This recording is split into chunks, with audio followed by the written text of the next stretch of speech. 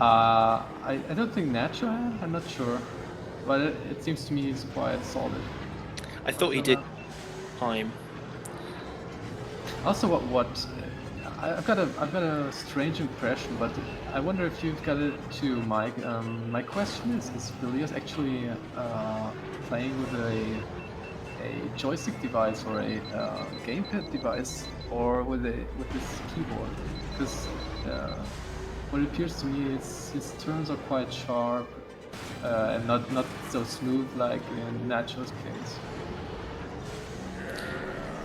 Yeah, so some players use keyboard and some use controllers. For this game, actually, it doesn't matter too much because we don't see.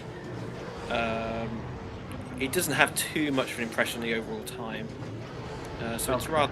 rather a personal preference, really.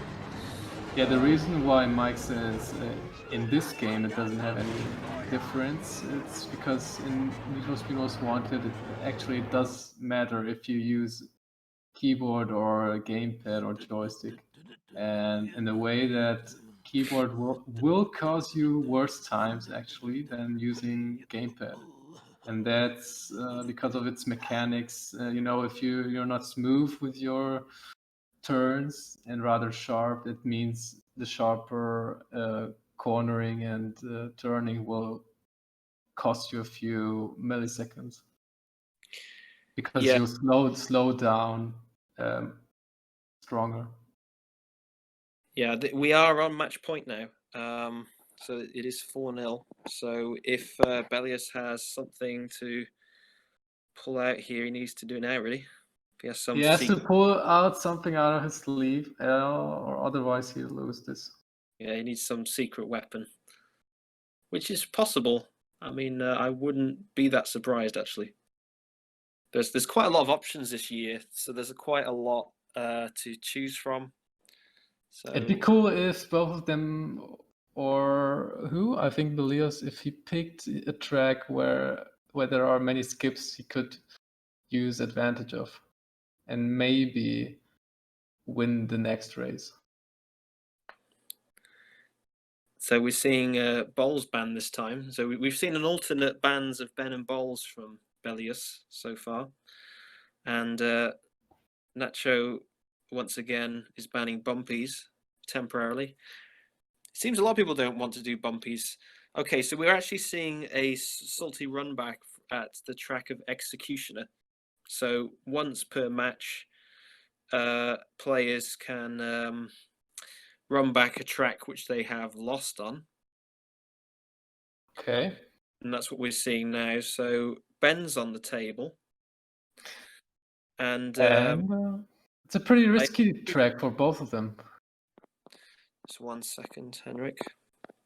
I assume that we're not going to see forces. We're going to see in the same situation that we had before, because they can obviously change that if they wish. Okay, so no. So yeah, we're going to see probably a Ben mirror at Executioner again. And again, no force. So yeah. And no force, yeah. Okay, so This will be interesting to see again. yeah.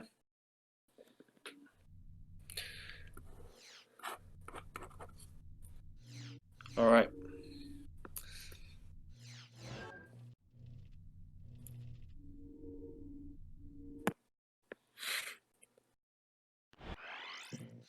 So Nacho ready.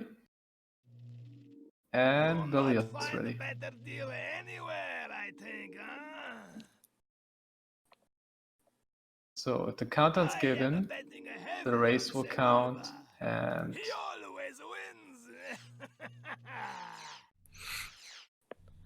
and go.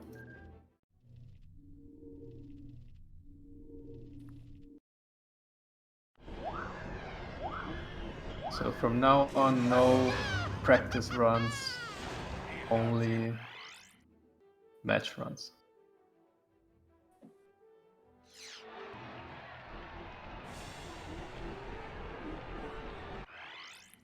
Nacho did do a practice run here because it was delayed by, I don't know, 15 or 20 seconds.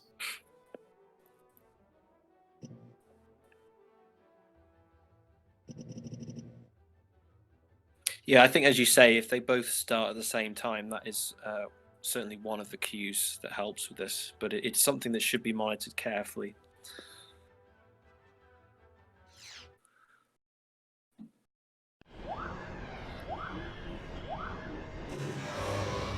And there we go.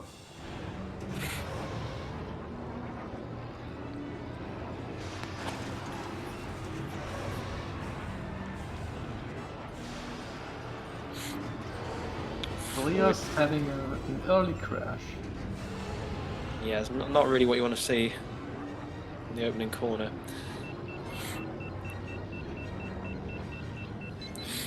Oh, you had some experience, right, Mike?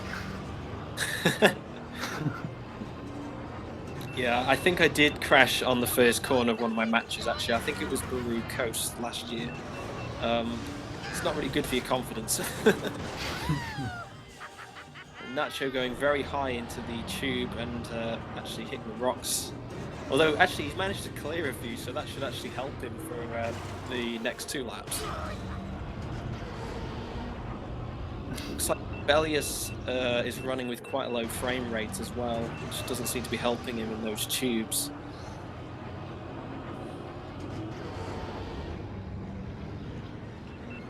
Let's see how they get on through here. So this tube that Nacho's in now is rather a little bit more friendly than the other tube with rocks in it, although I believe I saw a death in that tube somehow in one of the matches fairly recently, actually, which was rather unusual.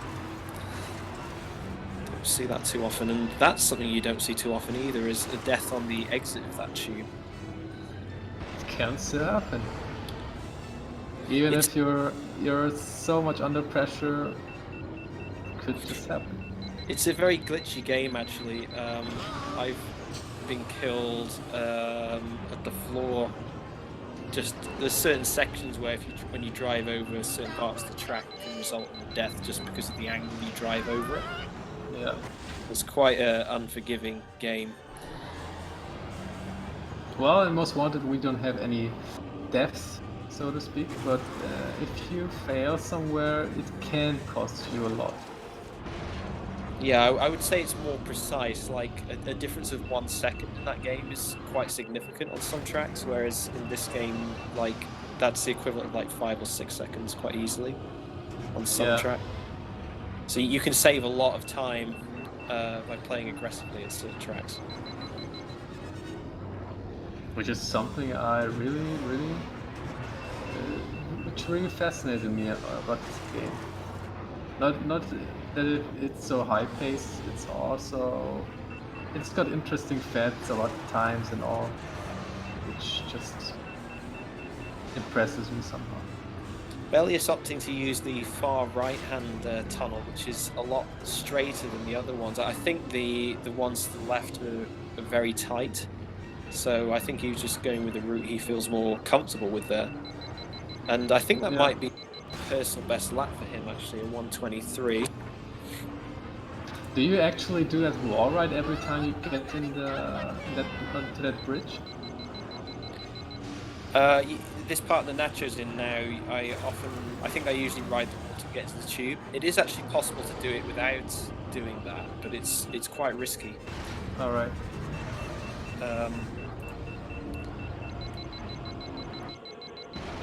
Yeah, so Beleos' best time here is a 4:42, so let's see how it's on this final section. He survives the tunnel exit.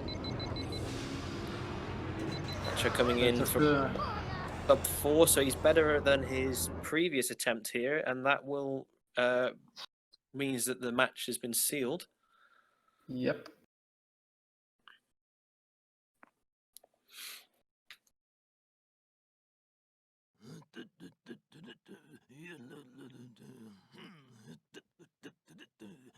I believe we have our winner. And I wouldn't have gotten under 4 minutes. Beleos has actually